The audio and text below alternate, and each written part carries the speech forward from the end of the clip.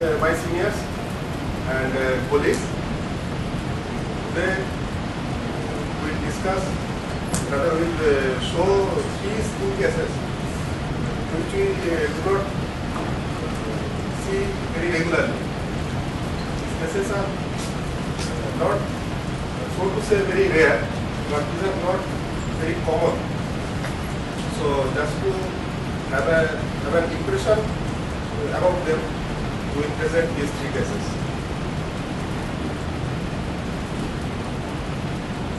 My case number one, actually I will initially show the photograph and then and the description of the lesion, and then we will do the exercise of discussing those cases.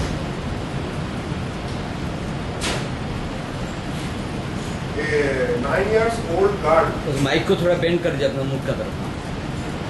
A 9-year-old girl, she presented with a hypopigmented linear lesion, which was like a continuous band, not exactly continuous, at times it is interrupted and breadth about 0.5 to 1 centimeter. It was extending from almost the left groin, the medial part of thigh, the medial part of leg and foot, left foot. It was unilateral, and the mother told that it had been there for more than 2 months, and it developed gradually over a period of 3-4 weeks. It is asymptomatic, there is no itching, and it looks like a scar, but there is no history of trauma. The interesting point is, while examining the foot, it was seen that the second toe nail that was a bit disfigured. There was a onycholysis, there is a mild bit of splitting in the second toe from the lunula to the extreme end, to the most distal end. This is the picture. This extremity is clear. Nowhere in the body there is any lesion. The lesion started from the left groin and it is like this, and it is almost continuous with some interrupted areas. It extended, this area also is seen, and it extends up to the foot, and the nail splitting, actually the photograph was not very prominent, but on naked examination the irregularity of the second toe nail was appreciated. So we thought what this could be, whether this is a verrucous epidermal nevus, which is common in that age group, whether that is a case of linear psoriasis because there was nail involvement, or that is a case of segmental vitiligo, or that is a case of linear porokeratosis. But epidermal verrucous nevus remains a bit elevated, but the lesion we came across was not elevated. That was it was a linear macule type. So we didn't consider the verrucous nevus as an entity. That linear psoriasis was we thought linear psoriasis for quite a long time, but there was no scaling which excluded. We observed the patient for 3-4 weeks. We asked the patient to come every week to see any change in the lesion. There was never any scaling, and there is even on rubbing the lesion, there was no punctate bleeding spot, etc., which are very pathognomonic of psoriatic lesion. And linear vitiligo we thought, but over a period of 4 to 6 weeks, the areas remained almost same in presentation. The hypopigmented areas, at least few of the hypopigmented areas would have turned into ivory white, total apigmented, depigmented, but it didn't happen. So we thought, though it is very close to linear vitiligo, segmental vitiligo, so and the vitiligo you not usually find the associated nail changes. So linear vitiligo, segmental vitiligo was also out of consideration. Linear porokeratosis we didn't think seriously because there was no border elevation of these lesions. So we thought that this may be a case of lichen striatus. In lichen striatus, the lesion erupts as small, tiny, erythematous papules like lichen planus, but the lesions are smaller than lichen planus, and there is no Wickham striae, no scaling, etc. And after it takes 3-4 weeks to develop, but after that the lesion elevation goes off and it presents as a macule. So it is not a very common case and it is present in the childhood only. So this is one variety of childhood dermatosis which requires no treatment other than reassurance. But if the diagnosis is not confirmed, is not known, then people will treat it with as usual the topical steroid, etc., which will not contribute to the improvement of the lesion, rather on prolonged therapy that may cause the local form of telangiectasia, skin atrophy, etc. And this is a disease of the childhood group, so on long-term topical steroid, these have the side effect of HPXC suppression, etc. as well, because cutaneous absorption, though but for over a period of long time, we may cause HPXC suppression. So diagnosis is important. Now it starts as a small papule, gradually becomes flat over a period of 3 to 6 weeks. It is unilateral, it is like a linear band, involve the extremity. Just last week I have seen a child of 3 months age who has a lichen striatus in the left arm. It has just started from the shoulder. I think within, I have asked the baby to come every week. I think it will, over a period of 3-4 weeks, it will cover the arm and forearm completely. Galls are affected more. There is a, the siblings are affected. It has been seen that some brother or sister had been affected in his childhood. The next brother or sister may also have this thing. But the good thing is that this is asymptomatic. Other than the cosmetic disfigurement, it has no other trouble. And in some of the cases, there is nail involvement. In our case, there was the nail involvement which helped the diagnosis. And usually, it is self-recovered within 6 months to 1 year. And few cases, they may persist for about 2 to 3 years as well. But 100% of these cases are self-limited. Even without any treatment, these will regress up to their own. It is not very common. It is due to actually a mosaic condition. And the typical thing is that they follow the Blasko line, the line of embryological development of the skin. There are many diseases which follow the Blasko line.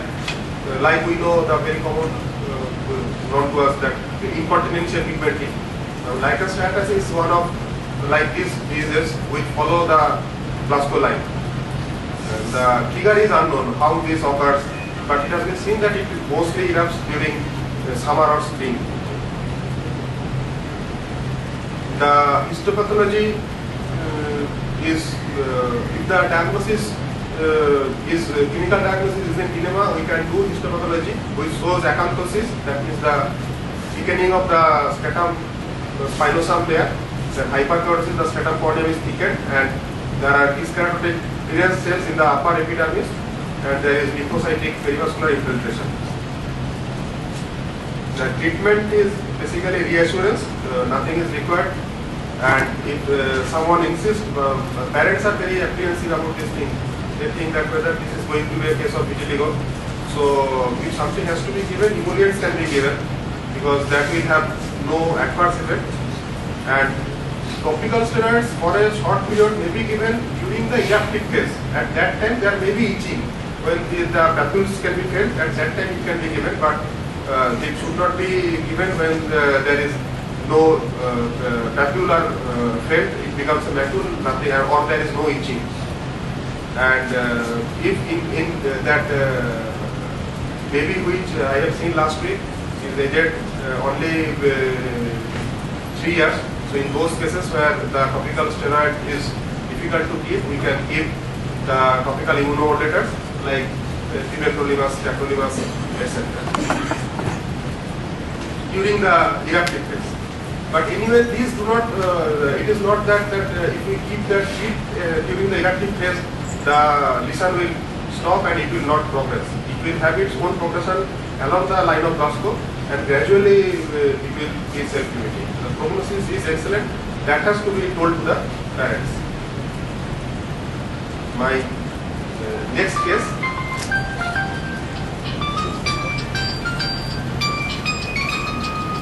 This case actually a middle-aged lady. She had come with some papular eruptions on her chest wall and back, and actually the papules are not so much important. The feeling was very important. The feeling of the skin was irregular. Irregular means as if there is something in the skin.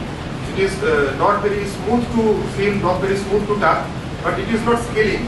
It seems that as if like a beauty orange type, that you touch it and you feel that there is some elevation and some irregularity in the skin structure itself. That is basically more to feel rather than to see. On visual examination, the area remains a bit edematous. There are some papular eruptions. Nowhere in the body part and the face or extremities it was present. So a 42 years old lady presented with erythematous papules and plaques. It was more like a plaque type. It was in the upper chest and back. It had been present for 3 years, and she says that it is usually asymptomatic, but there is itching when she goes out and comes from the sun. In the history, in the clinical history, he is non-diabetic, but he is on thyroxine replacement, and with treatment she is euthyroid. And there is several times he had shown, and at times for last 3 years intermittently she had applied different types of moderate to high potent steroids, but she says that it doesn't give any relief. Looking at it, it looks like just seborrheic dermatitis type, but as there is, she told that there has been no improvement with topical steroid. It aroused the curiosity. So we did the total hemogram. It was normal. We thought whether this is a case of any connective tissue disorder, because the skin was a bit thick to feel, but ANA, anti-TS DNA, these were negative. She was found to be non-diabetic. We thought whether that is due to the dermal changes of diabetes, but the sugar was normal,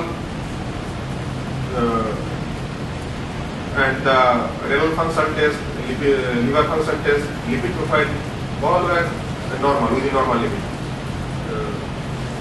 We did chest X-ray, that was normal, because we thought whether that is the manifestation of any internal malignancy, is it being presented as this thing? But the chest X was normal. USG abdomen we did, which was also didn't give anything pathological of nature. So we had, but it was disturbing to the patient. So we sent the patient to one medical college, and they advised histopathological examination.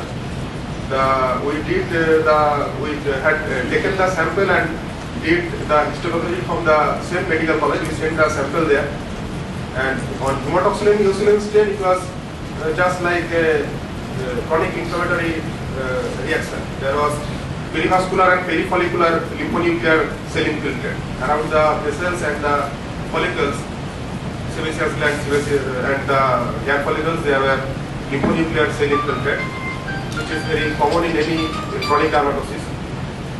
But examining the patient, they advised, they wanted to do the alkane blue stain of the sample. So we sent the patient again to that medical college. They had taken the sample themselves, and they had done histopathological examination with alkane blue stain, which showed that there is mucin deposits between collagen fibers in upper dermis, and which is not usual in normal skin. There is huge amount of mucin deposits in the between the collagen fibers. So that case was diagnosed, was thought to be a case of primary cutaneous mucinosis.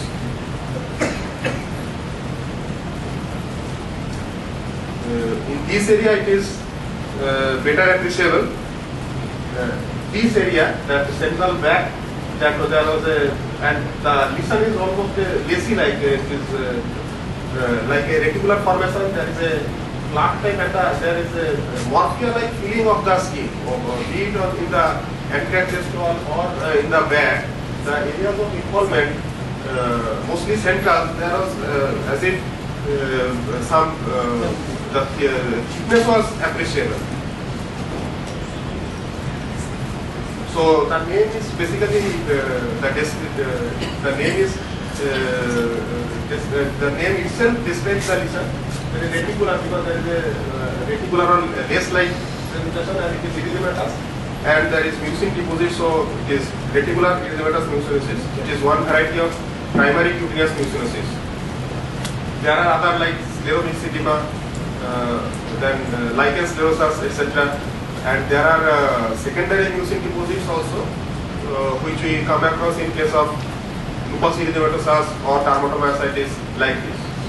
But this case we had searched for presence of any other disease which may be primary, but we didn't find one. And the presentation, especially the aggravation of the lesion in going out in sun and no response to the topical or systemic steroid, it was very suggestive of this IEM. So once we reached the diagnosis, we treated with hydroxychloroquine, and with that, within 6 to 8 weeks time, there was complete resolution of the lesions. The patient who cannot be treated with hydroxychloroquine, we can treat them with that topical immunomodulators, but steroids are of no use, and phototherapy with ultraviolet A1 has shown to give improvement, or the lesions may subside with this phototherapy. Sir? But this lesion will never improve with topical steroids, for however whichever strength it is used and for however length it is being used. So coming to the discussion, this is a rare chronic dermatosis, one of the variety of primary cutaneous mucinosis. They present as erythematous papules arranged in a lacy pattern. The area of involvement is mostly central area of trunk, maybe proximal extremities involved, but that is very rare. And mostly female are involved. affects in the middle agent, and it remains usually asymptomatic. Only in sun exposure there is a irritation or itching, and it is due to the presence of mucin, which is mostly hyaluronic acid in the in between the fibroblasts in the dermis. The dermal dendrocyte cells, they accumulate hyaluronan, and which in turn helps to produce more mucin, and that body cannot incorporate into its system, and there is a position of that mucin in the dermis, causing this plaque-like skin disorder. It may be associated with discoid lupus, it may be associated with ITP, thrombocytopenic purpura, it may be associated with diabetes mellitus, or both hypothyroid and hyperthyroid, or internal malignancies. Our patient was the hypothyroid one who was on treatment with thyroxine replacement. My case number 3.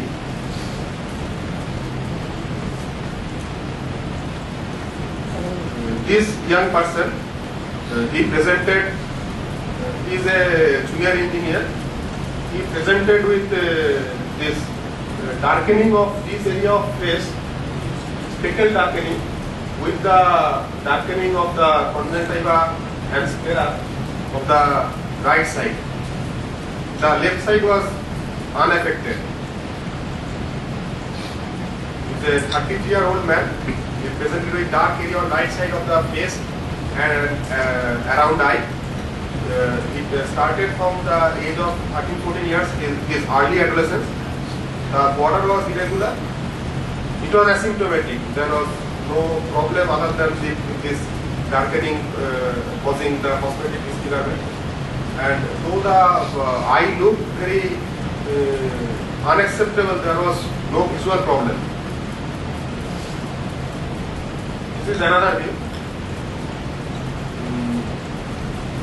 The whole of the white part of the eye, the conjunctiva and sclera, these are pigmented, and the pigmentation is at times it is speckled type, the spotted speckled pigmentation. This area also. So there was no difficulty in diagnosing this thing, because this is a case of nevus of Ota, which is a hyperpigmentary nevus involving the face along with the ipsilateral eye.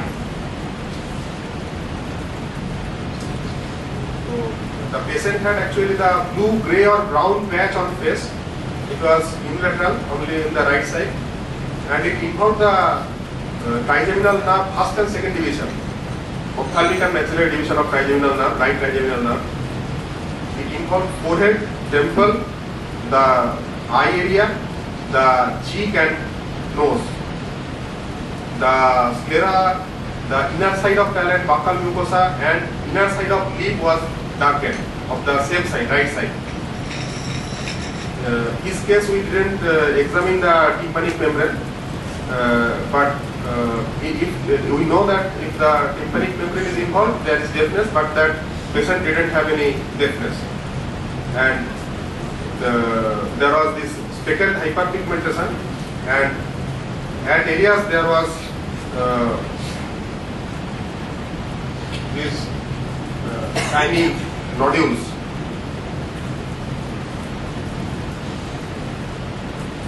And the border is irregular, like, and there were satellite lesions. This is the nodule. This eye involvement is actually, if we examine carefully, the photo is not very descriptive. Maybe there are overlapping of two colors, which is very significant in nevus of Ota.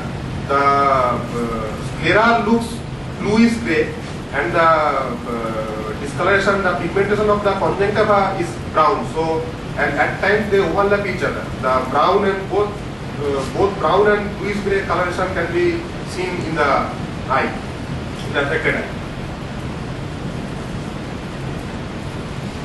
These are the spectral lesions. There is a nodule lightning. This may be a blue nevus, which may be associated with nevus of water. This area, it is seen clearly. It is extended up to this area.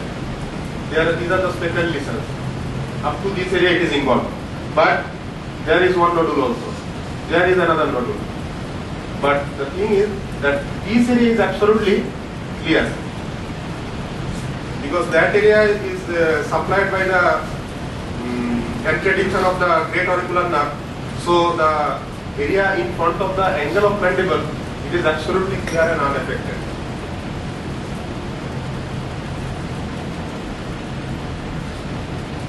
Discussing this case, this is a oculodermal melanosis. It was first described by Dr. M.T. Ota in 1939. He is a Japanese doctor, and basically nevus of Ota, this is mostly seen in Asian population and maximally in Japan. It is a hamartoma caused by dermal melanocytes. It may be present since birth, like Mongolian spot, and the pathogenesis is almost like Mongolian spot, but the Mongolian spot gradually fades off within 1 year, but it remains. Or it may present in the early childhood or in the during adolescence, early adolescence. Women are affected more than men. Women are affected 5 times than men.